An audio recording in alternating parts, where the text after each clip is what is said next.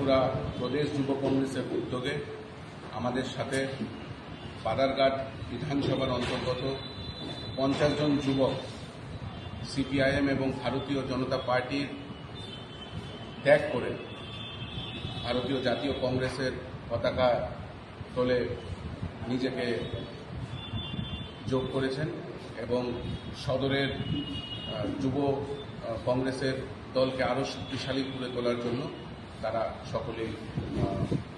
বদ্ধপরিকর।